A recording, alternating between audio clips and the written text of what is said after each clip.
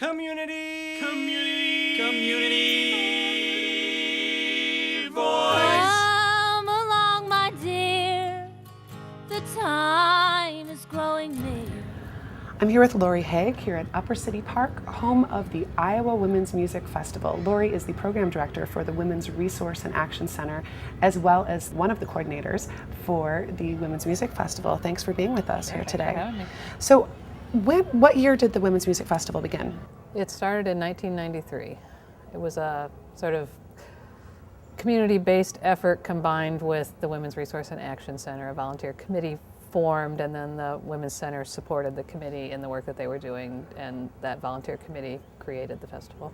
Well, it's obvious why the Women's Resource and Action Center would want a Women's Music Festival, but why a women's-only festival? We try to focus on women's artistic expression, and whatever that may mean in a given year. So we have the sort of traditional women's music type girl with guitar type performers to all women bands, but we've also had mixed groups. Sure. We've also had a drag show where drag queens performed as women as part of the festival, which we kind of thought of as a different expression of women's culture. Sure. So we try to be as expansive with that as we can, but as long as the focus of the festival is always going to be on women's artistic expression. But I always sort of made the assumption that there was more women's music festivals springing up over the years because there needed to be more opportunities for women to perform. Well, that's definitely the reason they started. The very first festival, which became known as the National Women's Music Festival, that started in Champaign-Urbana at the University of Illinois campus, was started as a direct response to a folk festival that happened in town at the time called the Red Herring Festival, and it was sort of well known. It was in a local bar, and performers like Dan Fogelberg and folks like that had gotten their start there, and a local female performer, Kristen Lems, had gone and asked, why no women were ever invited to play at it, and they said because there aren't any women who are good enough.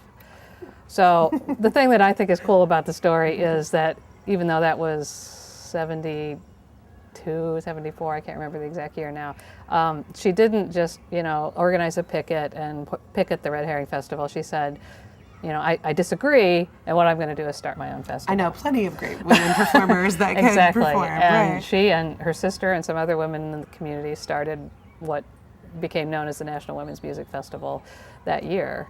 And it's still going 30-some years later. Kristen became a friend of mine later when I was an undergraduate in Champaign, and I ended up playing music with her, and she became just a real inspiration to me about how you can make proactive change and not just reactive. Right. And so, she took that opportunity and created this amazing thing that's been replicated in a number of places, and that's still going. And, when I had a chance in my job at the Women's Center to do something like that, I followed her model. And the Iowa Women's Music Festival always has a great mix of local performers, or Iowa performers, I should say, with national performers. Try to have somebody who's a high school student or college age to represent that's part of what this is about. And we've had students from City High and West High and the university and some of the other colleges in the area.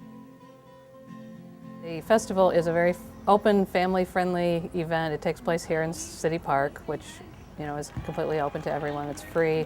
The deal with it being a women's music festival, because this question comes up all the time every year, somebody asks it, what's the deal with it being a women's festival? Does that mean it's anti-man? And my response is, it's not anti-male. It's pro-women. So this is the one day in the year, maybe at least in the sort of festival schedule, where we focus on women.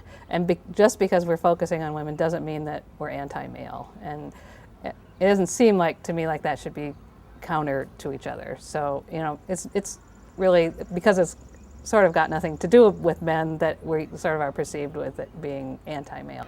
And what a better way to encourage women's musicianship than to showcase women on stage. And we do what we can to make sure that there's a variety of voices, ages, cultural diversity, all of that, so that it's not just one woman's experience or one kind of woman's experience, but to do what we can to bring the voices of a diversity of women to the stage, so that people who sit in the audience can say, I relate to that. Or if I have my little nieces with me, I'm not afraid of what they're going to hear. And that's definitely a thing that we want to make sure we have a family-friendly stage, and that people, do the right kinds of things, considering that there's families and kids there too.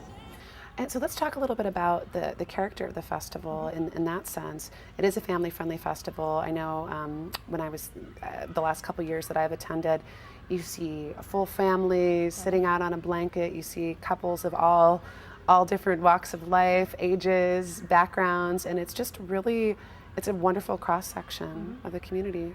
I think people are really comfortable when they come here. I mean, this is a beautiful site. If you look around us, it's one of the few sites in town that didn't get affected by the flooding this year. It's a wonderful site to have the festival, and kind of forms a natural amphitheater, and people can bring their dogs, they bring their kids. We serve food. There'll be a smattering of vendors. So to get all that updated information, where should we send people?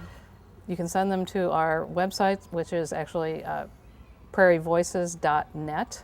And do you need volunteers? Yes, we need volunteers. You can contact me at the Women's Center or send us email via our website. Well, we'll send people your way. Great. And look forward to the festival. It'll be a good one this year. Thanks so much. Sure, thank you. Come along, my dear, the time is growing near. We'll have to walk down where the field is overgrown. Consumption's claimed his life. We dare not miss the sight of the train carrying Jimmy Rogers home.